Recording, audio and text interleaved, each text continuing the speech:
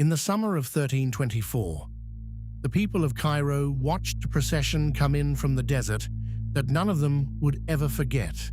Tens of thousands of men, hundreds of camels, and gold. So much gold that the men handing it out seemed almost careless with it. At the center of it rode a king from a place most of the Mediterranean world had never heard of, a kingdom in the heart of West Africa called Mali. His name was Musa, and he was on his way to Mecca. He would stay in Cairo only a few months, but the gold he gave away in those months would wreck the city's economy for more than a decade. This is the story of a man so wealthy that historians 700 years later still cannot agree on a number. A man whose fortune did not come from conquest alone, but from controlling two things the entire medieval world could not live without: gold and salt. To understand Mansa Musa, you first have to understand the land he ruled, because his fortune was written into the ground beneath it.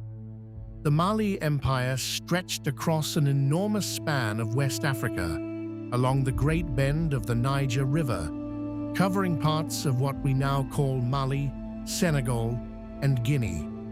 It sat on top of one of the richest sources of gold in the entire medieval world. The gold fields of Bambouk and Bouré poured out a metal that flowed north across the Sahara and into the markets of Europe and the Middle East.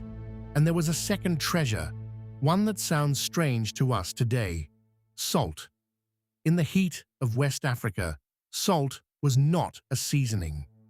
It was survival. It preserved food and kept people alive. And in some places, it was so prized that it was traded weight for weight against gold itself. The great caravans crossed the desert, carrying slabs of salt south and gold north, and whoever controlled that traffic controlled the wealth of a continent. Mali controlled it. The empire had been founded a century earlier by a legendary king named Sundiata Keita. By the time Musa came to power, around the year 1312, Mali was already vast and already rich. But the way Musa took the throne is one of the strangest stories in all of history. According to accounts later recorded in Cairo, Musa's predecessor was a ruler obsessed with a single question: what lay on the other side of the Atlantic Ocean? He is said to have sent out a fleet of hundreds of boats to find the far edge of the sea. When only one returned, he did something almost unthinkable.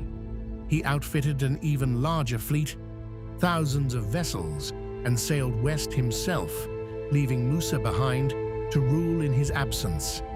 He was never seen again. And so the man who would become the richest figure in recorded history came to his throne almost by accident. He inherited an empire built on gold, while his predecessor vanished into the ocean, chasing the unknown. Mansa Musa was a devout Muslim, and like all Muslims who are able, he was called to make the Hajj, the pilgrimage to Mecca. In 1324, he set out to cross the Sahara and travel thousands of miles to the holy city. But Musa did not travel as a humble pilgrim. He traveled as the master of the richest kingdom in the world, and he wanted everyone along the way to know it.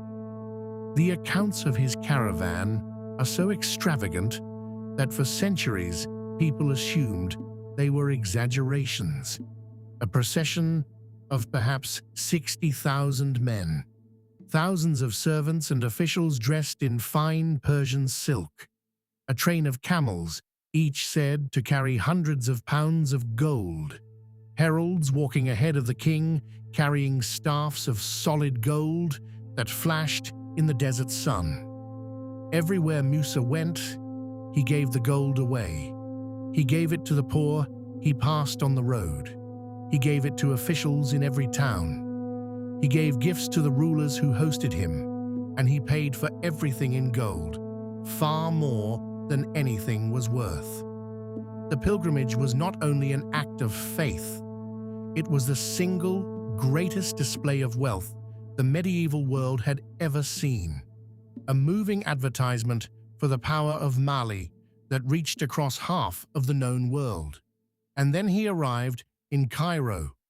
Cairo was one of the great cities of the age, the seat of a powerful sultan, a center of trade and learning.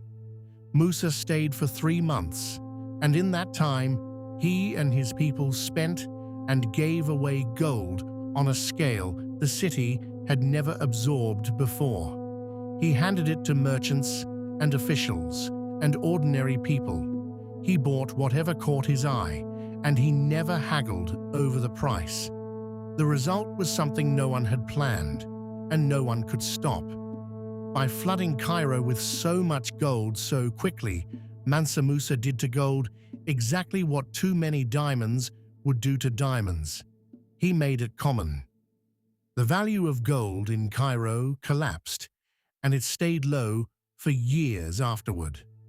Prices rose, the local currency weakened, and the economy of one of the world's great cities was thrown into disorder by the sheer generosity of a single visitor. One man passing through had moved the price of gold across an entire region. That is a kind of wealth almost impossible to imagine. When Mansa Musa finally returned home, he came back changed, and he changed his empire with him.